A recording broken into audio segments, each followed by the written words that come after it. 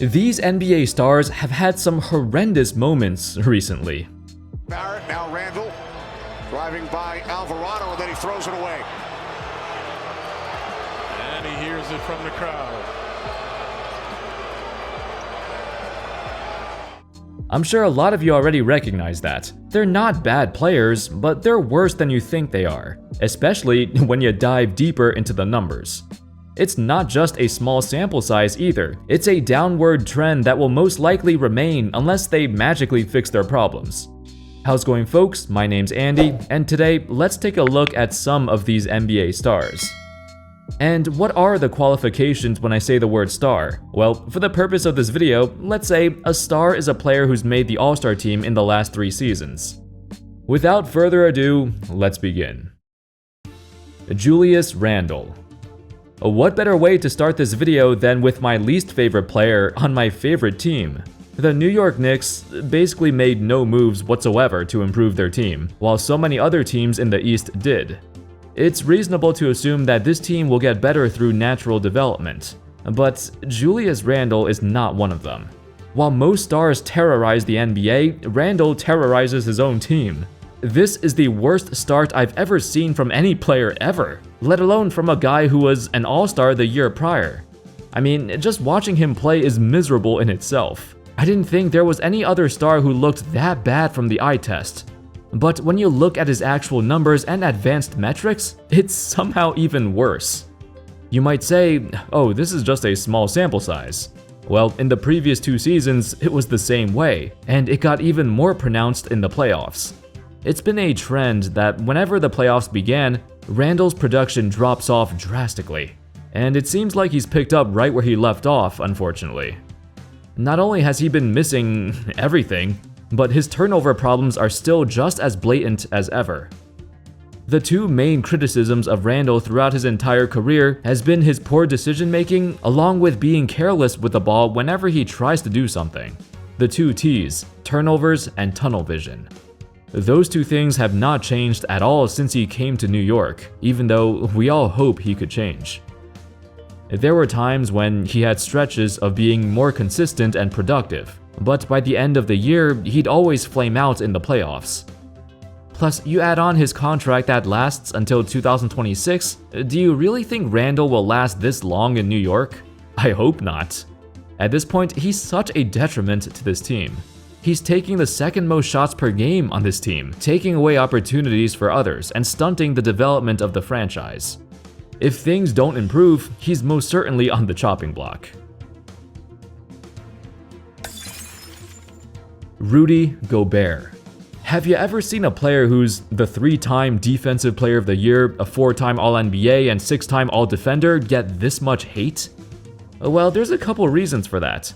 He's the 13th highest paid player in the NBA this year, making $41 million a year, and he was the center of the most lopsided trade in recent history. 4 first-round picks and a pick swap, the type of package you'd expect to get from a bona fide superstar. It wasn't too long ago when Gobert was seen as a game-changing player. Whichever team he's on, he always leads them to an elite defense when he's on the floor.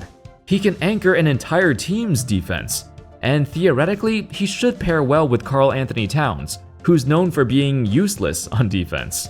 The thing is, now that he's on the Wolves, his weaknesses are far too noticeable. For example, in the previous couple years, Gobert's 1.06 points per possession off of post-ups is among the 18th percentile of all centers. To say his offensive game is weak, that's an understatement. It's almost non-existent. He struggles to even catch passes, and when he does, there are so many times he flat out doesn't know what to do. In the past, Gobert's shortcomings on offense were dismissed because he provided so much value on defense. Now, it's getting to the point where maybe his defense won't make up for it anymore. This, combined with his ludicrous contract and the fact that he's French, makes him an easy target to pick on. Speaking of the Wolves, a while back I made a video on Karl-Anthony Towns, basically an entire video dunking on him. A lot of people agreed with me, others did not. With his terrible start to the season, I feel some sort of validation.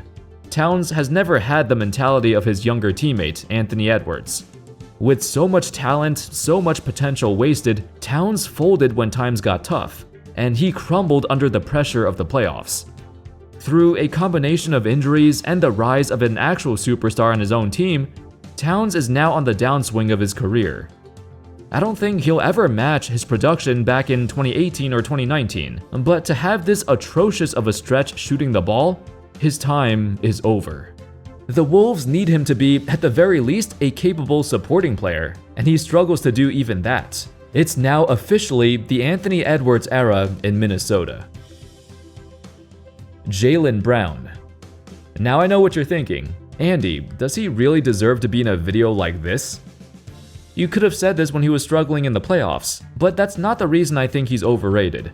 I think Jaylen Brown's body of work is not represented in his actual impact. What do I mean by that? Well, he made the All-NBA second team in the 2022-23 season, but he's actually far below his peers in every single impact metric that exists. 538's Raptor metric is an advanced algorithm that combines player tracking and on-off metrics to measure a player's individual impact on the game, whether it's positive or negative. Jaylen Brown registered an overall Raptor of plus 0.2, making him one of the most average players in the entire league. For comparison, let's take a look at his peers, the 4 other players who also made All-NBA second team in the same season. All of them have a significantly higher rating. Now, I know you can't just use one metric to judge a player, but even across many other stats too, win shares, box plus minus, RPM, he flounders in comparison to his peers. And it's been this way every season of his career. At a glance, Brown's numbers look, quite good, but that's just the surface.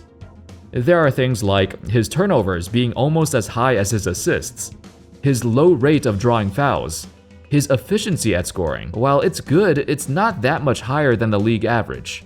Plus, the fact that the Celtics' point differential was way better when he was off the floor. These are things that matter. And the truth is, Brown's impact is way worse than players who you think he's better than.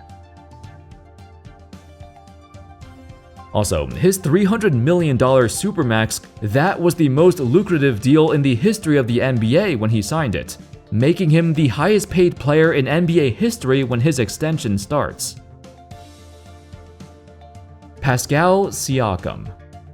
His contract expires by the end of the 2024 season, and despite the negotiations, there's a reason Toronto has yet to offer him the extension he wants, which is somewhere around 5 years, $200 million? Ever since the departure of Kawhi Leonard, it's been Pascal Siakam who stepped up and took over in his stead. His rise to stardom was very quick, but he also peaked quite early. With Scottie Barnes making a massive jump, it seems like he's poised to take over the team as the face of the franchise, while Siakam has struggled to find his rhythm. It's early in the season, but he's in the negatives in box plus minus, the lowest win shares per 48 minutes of all Raptors starters, all while taking the second most shot attempts on this team. Both Scottie and Pascal have similar skill sets too, which might end up being redundant to keep both of them long term. It wasn't always like this. Siakam had been a fantastic player for many years. With the direction the Raptors are going, his time in Toronto might be over soon. Fred VanVleet. At least VanVleet secured the bag on a rebuilding team before people got the chance to see his regression. Out of all qualified players who meet the shot attempts criteria, Fred VanVleet is the worst at finishing at the basket, for a career 54% at the rim. It's more difficult to do so at his size, but he also lacks the verticality and athleticism to finish there. His mid-range percentage is also below average. These two areas are the reason his field goal percentage has always been the worst out of anyone who takes over 15 shots a game, over the span of 3 seasons. VanVleet's three-point shot is the only thing saving him from being in the dumpster ranks of efficiency. He makes a lot of them at a decent percentage. The Rockets have a plethora of young players fighting for touches, and yet VanVleet is the guy currently leading his team in field goal attempts. I don't know if that's what the Rockets want. His playmaking, however, is a valuable asset, and he's definitely helped the young guards on the team find better shots. It'll be interesting to see what his place on this team will be. VanVleet has stepped up as a veteran voice and leader for this young team. Even at the time of signing his albatross of a contract, everyone knew it was a huge overpay. But it's important to have a reliable point guard to guide your team for the future, even if he's not worth the money. Anyway, that's all folks. Those were some NBA stars who aren't as good as you think they are. Or perhaps, maybe you already knew that. Let me know in the comments, can you think of any other players who fit this criteria? Are there players that you see people gushing over, but they're not actually that good on paper? Thank you all so much for watching, I hope y'all enjoyed the video, and of course, as always, I'll see you next time. Peace.